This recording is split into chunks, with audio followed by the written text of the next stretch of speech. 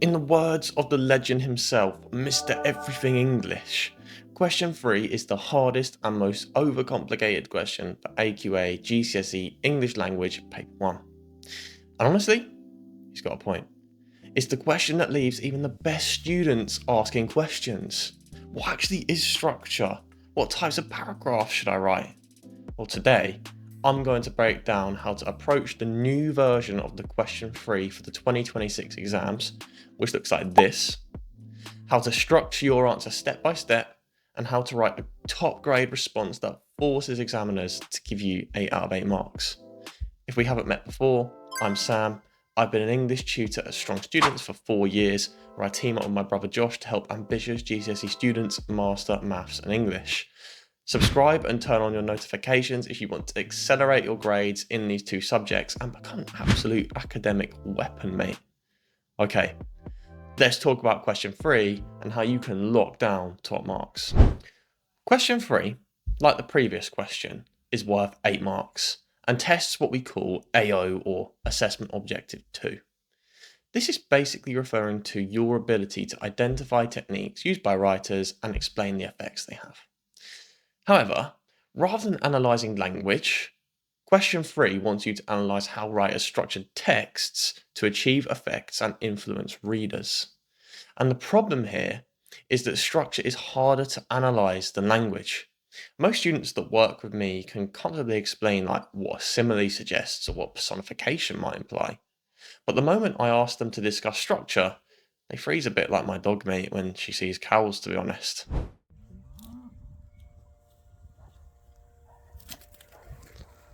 Hold on, Pop. Don't get scared.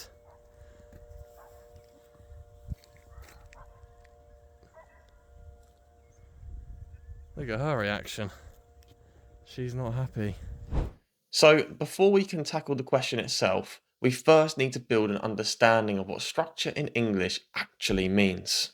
So I want you to think of structure as how the text is shaped over time, what we focus on, how that focus changes, and how the writer controls the pace and attention to affect the reader. This isn't about individual word classes or language techniques, because that's basically what we're doing for question 2. Rather, we're looking at the shape, flow, and rhythm of the whole extract. And to help you remember the most effective structural devices, we're going to use what I call the SPACE acronym, where each letter corresponds with a specific structural technique. Let's fly through it now. S. S stands for sentences, which are the king of structural devices. To effectively discuss sentences, you need to be able to identify and label them. I'm going to give you a quick guide on how to do this. So sentences are made up of what we call clauses. A clause is a subject, which is just a thing that performs an action, like a noun or a pronoun, and a verb, which is a doing word. Clauses can be independent if they make sense on their own, or dependent if they rely on an independent clause to make sense. We're going to say that a minor sentence has 0 clauses, a simple sentence has 1, a complex sentence has 1 independent and 1 dependent clause, and a compound sentence has multiple independent clauses. We can also label sentences depending on the functions they perform. Declarative sentences convey information, imperative sentences give commands or instructions, exclamatory sentences express emotions, and interrogative sentences, which end in question marks, signify questions. I'll throw out some examples of different sentence forms here to give you an idea of what they look like. Here's a minor exclamatory sentence. Here's a simple declarative sentence. And here's a compound imperative sentence. For question 3, you need to link the form that a sentence takes to a specific effect. Now, whilst this effect is unique to the question you're being given, in general, we're going to say that minor and simple sentences can be used by writers to create emphasis. So, for example, to stress a specific word, theme, mood, or atmosphere. They can also alter the pacing of the text, abruptly speeding things up or slowing them down. Complex and compound sentences, which are both long and multi-clausal, are often used to convey information and also deployed to manipulate pace. For example, to relay a sense of breathlessness or to slow down the pacing. Declarative sentences focus the reader's attention. Imperatives and exclamatories create urgency and express strong emotions, like excitement or anger.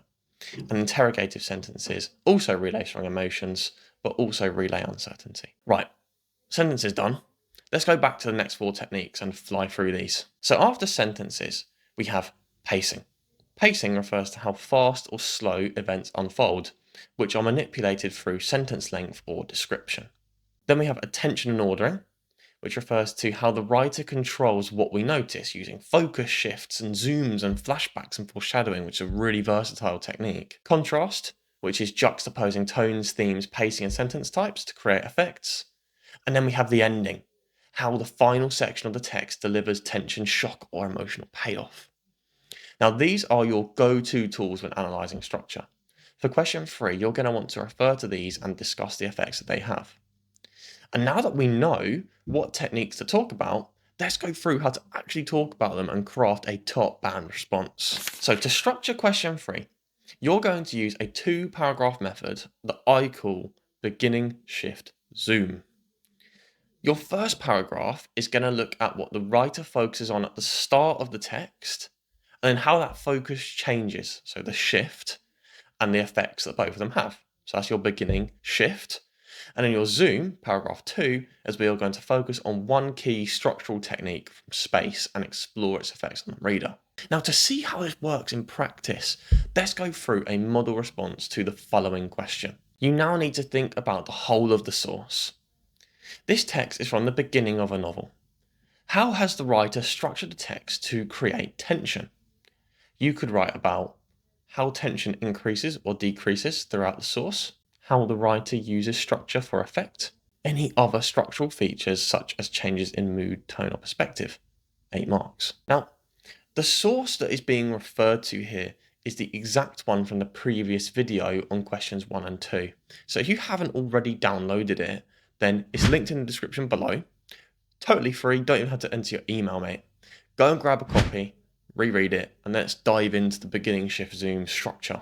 So because we're talking about 3 things here, the beginning, a structural shift, and a specific technique that we're going to zoom into, 3 or 4 quotes is a good idea for this question. However, bear in mind that you don't have to use quotes for this question though. You can use line references. For example, if you notice that the first 11 lines focus on the sniper's environment and you believe there's an effect there, rather than quoting 11 whole lines, why not just say from lines 1 to 11? This saves you a whole bunch of time. That aside, here's how we could approach question 3. At the beginning of the extract, we're dropped into a scene of intense stillness, and we can see this when the writer describes how the valley lay silent. Here, the writer is using silence to build tension. Nice link. For our shift, we could discuss the transition from the setting to the sniper's ruthlessness and emotional detachment. Show when he deems his target, a series of movements, patterns, vulnerabilities. And then finally, for our zoom, we could discuss the writer's use of contrast towards the end of the extract. So right before the climax, the writer speeds up the rhythm with short, simple and minor sentences, such as, "It was almost time," "Waybrook," which acts like heartbeats, tight and controlled, loaded with anticipation. And then this is juxtaposed when the writer notes that time seemed to stretch, each second suspended in the cold mountain air. This is a use of juxtaposition in pacing. We go from urgency to delay, and the reader is caught between action and hesitation. And now, we've got a beginning, shift, zoom, scaffold constructed, and we have the foundation for a grade 9 response. All we have to do is turn our ideas and evidence into analytical paragraphs by making clear points, supporting them with evidence, and analysing structural techniques. Let's go through a grade 9 example right now. At the beginning of the extract, the writer builds tension by focusing on the sniper's hidden, isolated position. The description of the stillness of the environment, symbolised through the silent valley and the sniper's painstakingly slow, deliberate movements, creates an atmosphere of unease, as if the sniper is waiting for something or someone, eliciting a feeling of agitation in the reader. As the text progresses, the focus subtly shifts from the landscape to the sniper's mental and emotional detachment, such as when he sees his target as a series of movements, patterns, vulnerabilities. This shift intensifies tension as the sniper becomes more mechanical and ready to act, creating a growing sense of inevitability that is compounded when his target finally appears and he prepares to pull the trigger, representing a significant transition from calm observation to merciless intent. Further, in the final paragraphs, tension is created when the pacing shifts from abrupt sentences to the prolonging of time. Indeed, the contrast between the short, simple, and minor sentences, "it was almost time, Weybrook," increases urgency, but is nonetheless juxtaposed by the slowing of the text when the writer underscores how time seemed to stretch, each second suspended in the cold mountain air. This fluctuation between erratic and monotonous perhaps mirrors the fragmented thoughts of the reader, who is caught in a simultaneous state of panic and anticipation, whilst the sniper remains clinical, displaying an emotionless side to his character that confirms the earlier illusion. To feel was to falter, and faltering was death. Not bad, right? Make a simple point about the beginning, then the shift, and lastly the effect of a specific technique, then back up each point with evidence, and then pick apart the evidence, linking it to the question by explaining how the evidence exerts the effect in focus, which in our case was tension. If you don't understand how to analyze quotes like this, then definitely check out the video I created on analysis. I'll pop it here for you, and that will really help you with both language and literature. Otherwise, that is 8 marks in the bag, and we can move on to question 4, which we're going to do in the next video. Are you being serious right now? So if there's one thing I want you to take away from this video, it's that question 3 doesn't need to be hard. If you've got the space devices in your back pocket, follow the beginning, shift, zoom structure to a T, and link what you're saying about your evidence to the effect in the question, then you are going to get a top mark, 100%. However, now that you've mastered question 3, you might be wondering how you can get full marks for the first 2 questions and set yourself up for the 2 big hitters at the end of the paper, questions 4 and 5. If that's you, then watch the masterclass that I put together for questions 1 and 2. It will literally take you 15 minutes. Check it out and watch your marks absolutely blow up. Stay strong. I'll see you in the next video.